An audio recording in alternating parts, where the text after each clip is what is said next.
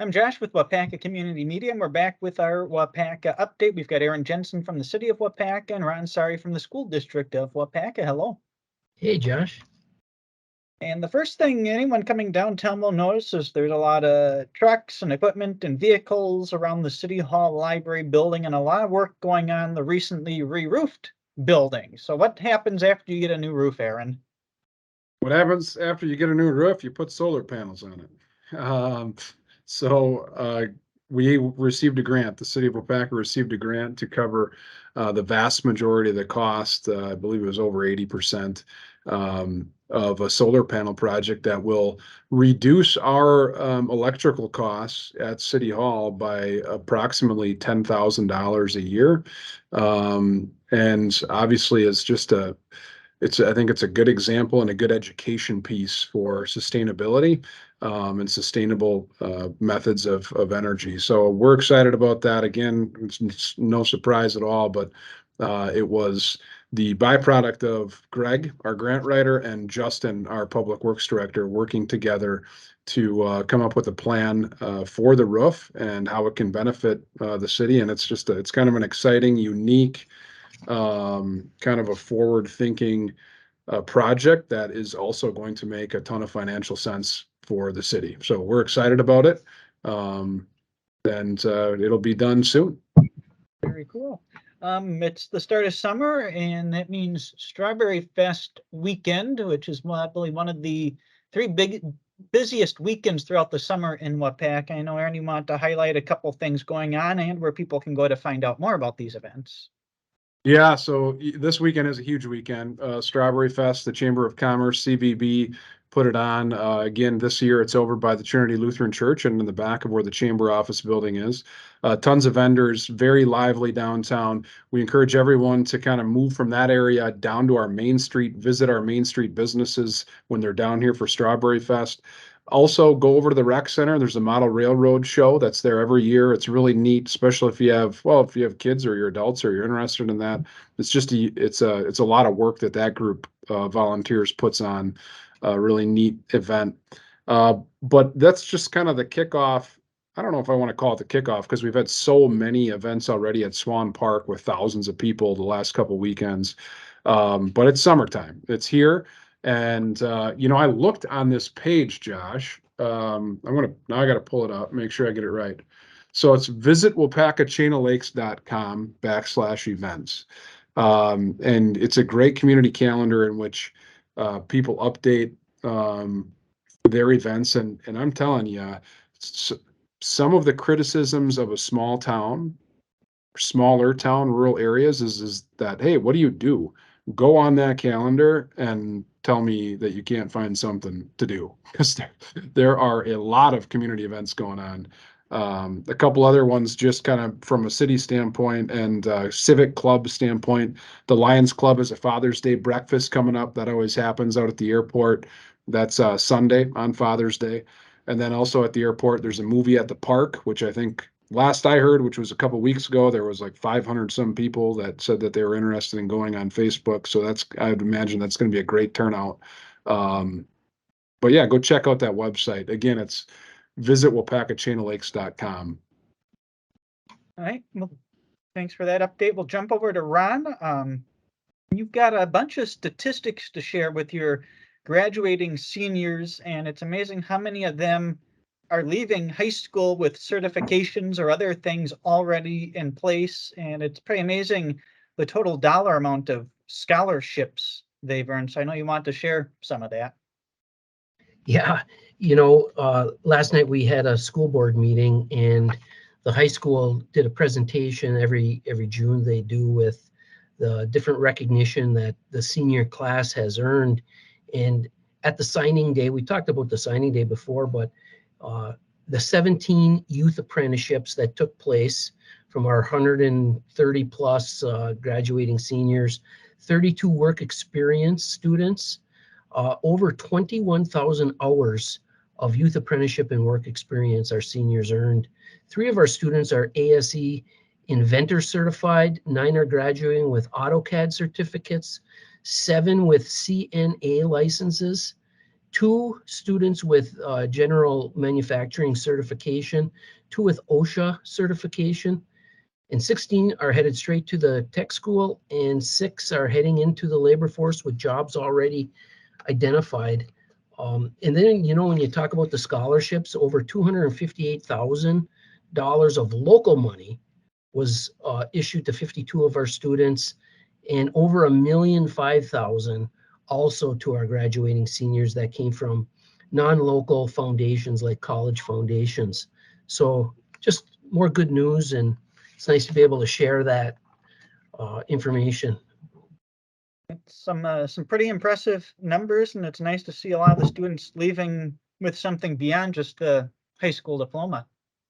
Yeah, I think one of our goals is to really have every graduating senior leave with some type of certificate or associate degree.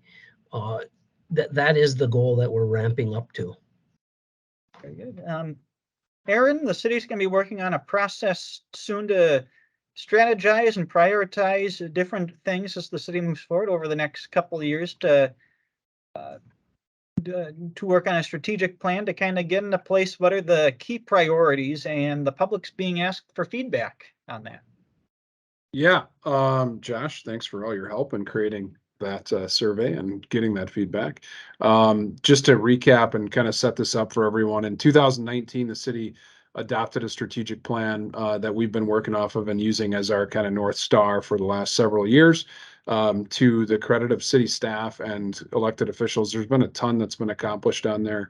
And it spans a weird time period, right? It's COVID happened shortly after we adopted it. It kind of changed the way we do a lot of things. So we're using this as kind of a reboot period. Hey, how are we doing? What have we not done? What is still relevant that we need to make sure we get to what maybe isn't possible because of certain dynamics.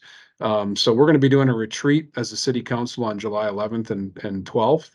And leading up to that, we really want the city residents, businesses, visitors to give us feedback about how things are going. So I would encourage anyone to kind of check out our Facebook page or our web page. It's right on the front page of our newly redesigned web page. Josh, nice, it looks awesome. And take 10 minutes. If it's 10 minutes, it'll be a long time. I think it'll be. The survey looks long, but it goes really quick. It goes very, very quick. So help us out, give us some direction, tell us what we're doing well and what we need to improve, and we'll use that information in our strategic plan retreats.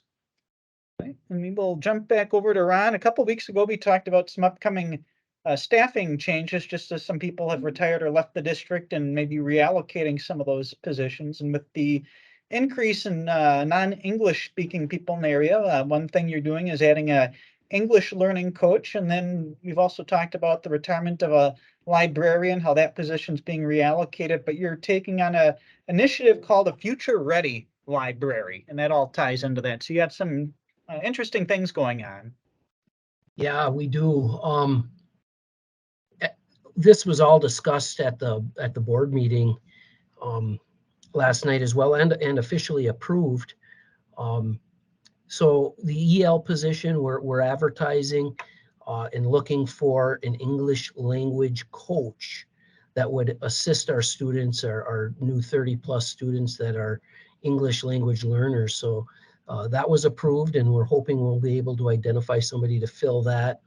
And the librarian, we had 2 librarians, and we are going down to 1 through attrition. Our librarian retired, and in order for us to be successful at this, and when you look at the other districts across the state and country, a lot of districts are moving to less librarians, still staffing the libraries with ed assistants, but having the librarians work more directly with the teaching teams.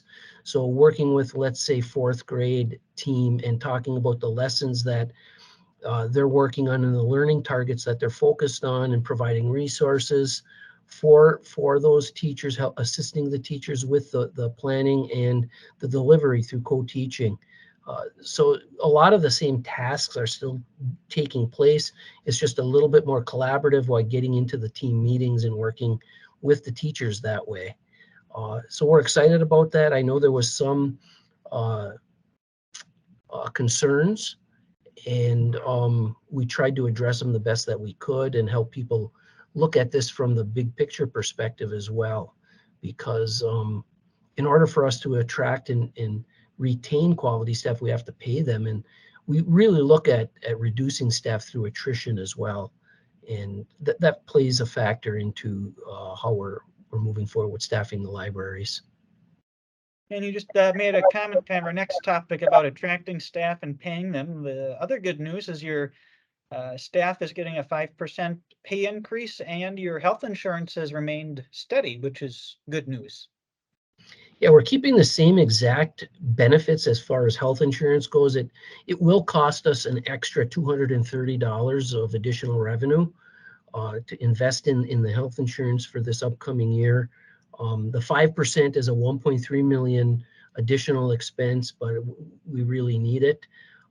We don't know exactly yet what the state budget is going to look like, but based on what we heard last week, it sounds like the state legislature and the state governor have come to an agreement on a $325 per pupil increase under the revenue limits, which is exactly what our business director planned for. He estimated, the governor came in real high on the per pupil increase, and we knew that it wasn't going to come in quite that high. And Carl Hayek, our director of business services, guessed exactly 325, and that's what they came to an agreement. It's not approved yet, but so it's spot on, and that's about what we budgeted for, and with this 5% raise. So we're happy about that. We have to keep our salaries competitive to attract people to want to relocate here and work here.